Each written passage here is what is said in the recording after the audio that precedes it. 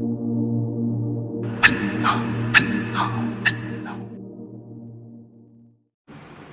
رب العزت نے خاص خاص مقام پر آپ کی خاص صفت کو ذکر کیا ہے. چاہے معراج کا موقع ہو وہاں بھی اللہ نے خاص صفت سے آپ کا تذکرہ کیا ہے. قرآن کریم کے نازل کرنے کا تذکرہ ہو وہاں بھی اللہ نے خاص صفت ذکر کی ہے. وحی کے آنے کا تذکرہ ہو وہاں بھی اللہ نے خاص صفت کو ذکر کیا ہے. وہ صفت کیا ہے؟ ظاہر بات ہے معراج یہ کتنی بڑی نعمت ہے. قرآن کریم کا دیا جانا یہ کتنی بڑی نعمت ہے. وحی کا اترنا یہ کتنی بڑی نعمت ہے. اس نعمت کو کا تعارف کرانے کے لیے، اس نعمت کو ظاہر کرنے کے لیے اللہ نے آپ کی کون سی صفت کو ذکر کیا ہے؟ وہ صفت ہے آپ کی صفت عبد، بندگی. سبحان الذی اسری بعبدہ. آپ دیکھیے کہ اللہ نے معراج ایک ایسی نعمت سے آپ کو نوازا جو کسی نبی کو معراج نصیب نہیں ہوئی. اس نعمت کا تذکرہ کرتے ہوئے محمد یا احمد یا مزمل یا مدثر یا اور بھی کوئی لفظ استعمال کیا جا سکتا تھا، مگر وہاں پر اللہ نے آپ کی ایک خاص صفت کو بیان کیا. سبحان الذی اسری بعبدہ. عبد کا لفظ کہا اپنے بندے کو.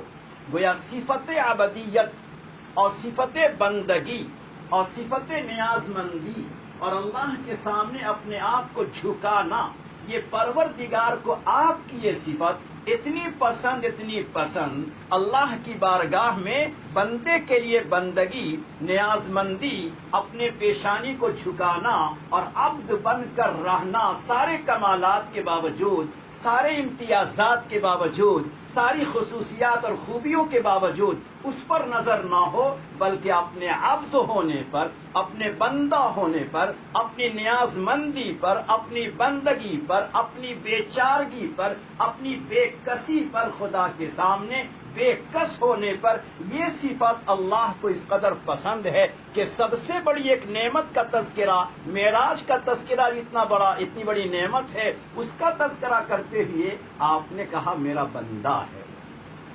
اسی طرح فَأَوْحَى إِلَىٰ عَبْدِهِ مَا أَوْحَى. یہ وحی اتنی بڑی نعمت ہے جو کسی انسان کو حاصل نہیں ہو سکتی نبی کے علاوہ، اس کا بھی تذکرہ کرتے ہوئے آپ نے عبد کا لفظ استعمال کیا.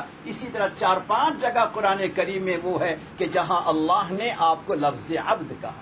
اس سے پتہ چلتا ہے کہ اللہ رب العزت کے یہاں جو کمالات ہیں، جو خوبیاں ہیں، جو صفات ہے، جو اچھائیاں ہیں، جو اچھے احوال ہیں، ان تمام اچھے احوال اور کمالات میں ایک سب سے اچھی صفت بندوں کے لیے یہ ہے کہ اس میں شان عبدیت ہو، اس میں فنائیت ہو، اس میں بندگی ہو، اللہ کے سامنے ہمیشہ جھک جانا. اب دیکھیں نبی اکرم صلی اللہ علیہ وسلم کی شان. خندق کا موقع ہے اور بھوک اور پیاس سے تمام صحابہ پریشان ہیں. صحابہ کے پیٹ پہ ایک پتھر ہے اور آپ کے بطن مبارک پر 2 پتھر ہیں. کیا اس بھوک کی کیفیت سے پہلے، جبکہ دین کا کام ہو رہا تھا، دین کے لیے ساری قربانیاں چل رہی تھی، رات و دن کی محنتیں دین کی حفاظت کے لیے ہو رہی تھی، تو نبی علیہ الصلوۃ والسلام پہلے سے اللہ سے کہہ دیتے میرے اللہ میرا ایک معجزہ ظاہر کر دیجئے کہ ہر ایک کے گھر میں، ہر ایک کے تھیلے میں اتنا اناج آ جائے کہ بھوک کی نوبت نہ آئے اور دین کا یہ کام بڑی تیزی کے ساتھ ہوتا رہے.